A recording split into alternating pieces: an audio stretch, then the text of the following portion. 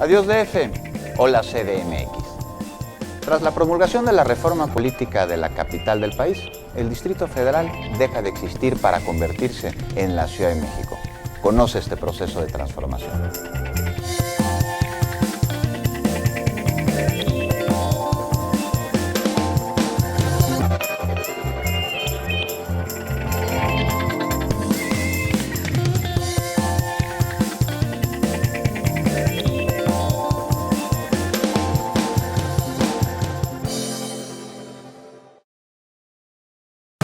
...29 ciudadanos notables encabezados por el licenciado Porfirio Muñoz Ledo, a los que se le suman 21 asesores externos encabezados por el doctor Juan Ramón de la Fuente, ayudan al jefe de gobierno, al doctor Miguel Ángel Mancera Espinosa, a redactar el proyecto de constitución de la Ciudad de México.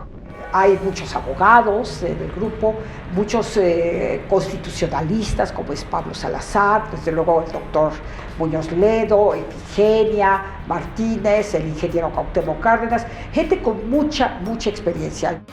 Es un grupo que ha pensado de manera muy precisa el que los ciudadanos y los habitantes, no solamente los ciudadanos de la Ciudad de México, tengan la más amplia gama de derechos y además que tengan los recursos para exigir el cumplimiento de estos derechos frente a la autoridad y frente a terceros. No estamos recibiendo ni un quinto partido por la mitad. Estamos trabajando por nuestro interés en que la ciudad pues tenga una constitución actualizada, renovada, incluyente, progresista, social, respetuosa de los derechos humanos, garantista. La idea es que pueda ser realmente una redacción de principios. Sí. De donde puedan en un segundo momento desprenderse nuevos derechos, desprenderse nuevas políticas públicas, leyes secundarias, reglamentos. La capital social te pertenece. La Constitución de la Ciudad de México asegurará que vivamos en una entidad incluyente, universal y progresiva para los 8 millones de personas que vivimos en ella.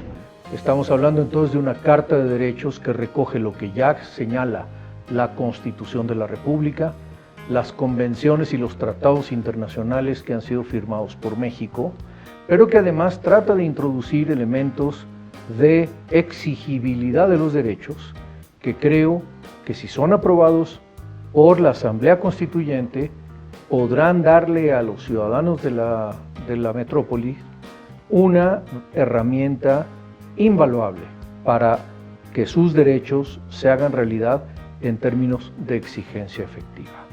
Los derechos civiles y políticos, los económicos, sociales, culturales, los derechos individuales. Tiene que ver con la pluralidad, la inclusión, pero sobre todo la expresión de la sociedad mexicana en la Ciudad de México. La Constitución que vamos a redactar debe quedar tan amplia,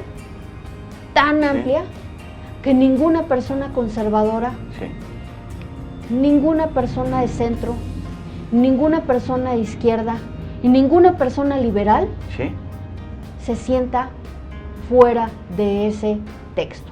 La Constitución de la Ciudad de México creará una nueva relación entre población y autoridades.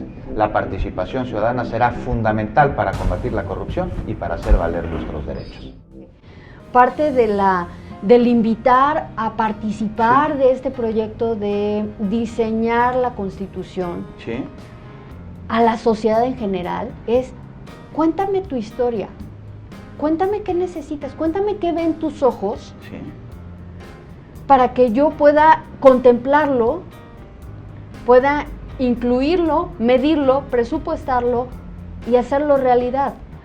Y para ello necesitamos esa participación ciudadana que sea capaz de entender que el gobierno no es un partido, sino que el gobierno es la expresión de lo que la gente decidimos para que administre nuestros recursos y nuestra ciudad. Sí es muy importante que los ciudadanos cobremos conciencia de que tenemos que tener educación cívica, de que tenemos que saber de qué es gobernar, sí, y de que al final de cuentas, cuando vamos y depositamos nuestro voto o cuando opinamos acerca de los asuntos públicos, estamos incidiendo, aunque sea micronésicamente, en la forma en que nos autogobernamos.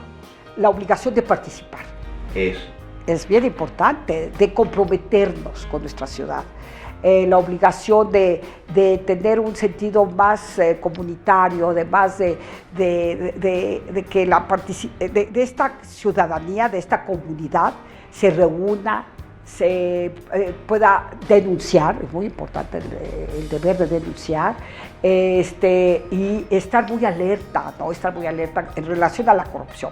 Y hemos hablado también de cómo los ciudadanos pueden exigir el cumplimiento de sus derechos humanos, incluso por la vía judicial, lo que se llama la justiciabilidad de los derechos humanos, ¿no? Y los principios de interpretación que nosotros estamos tratando de plasmar en la Constitución, porque no admitimos una ciudad que no corresponda a un régimen social, democrático y de derecho.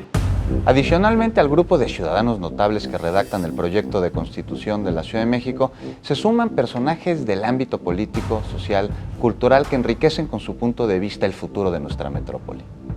Bueno, uno de los problemas de México, país desde hace 200 años, es justamente una sociedad apática, conformista, que vive en su zona de comodidad, que no sale a exigir buenos gobiernos, que no sale a exigir algo tan elemental. Los baches de la Ciudad de México son algo ofensivo. Un servicio tan fundamental como es que las calles estén planas no se puede cumplir, pero no hay ciudadanos que vayan a exigir que se tapen los baches. Un ejemplo muy simple, entonces tenemos una sociedad que es parcialmente responsable de la calidad de gobierno, de gobiernos que tenemos en México. Capitalino, chilango, mexiqueño, mexicalino. ¿Qué gentilicio prefieren nuestros notables? A mí me gustaría mucho que el mote distintivo de la gente en la Ciudad de México fuera modernista.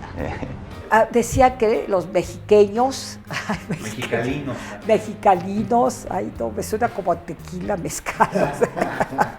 Tenemos que ponerle mucha imaginación. Ahí está Juan Villoro, yo confío mucho en la capacidad de Juan Villoro. Por ahora, lo más digno que se ha mencionado es Capitalinos. Sé que tiene posible jiribilla, porque visto desde fuera de la Ciudad de México puede verse como esos los capitalinos. Vamos a ver qué dicen los habitantes de la ciudad, ¿no? ¿Qué es lo que ellos deciden, ¿no? Y sobre todo que la gente pueda participar y pueda sentirse identificado, ¿no? La Ciudad de México no solo se vive, también se escribe. Hagamos historia, eres parte del proceso.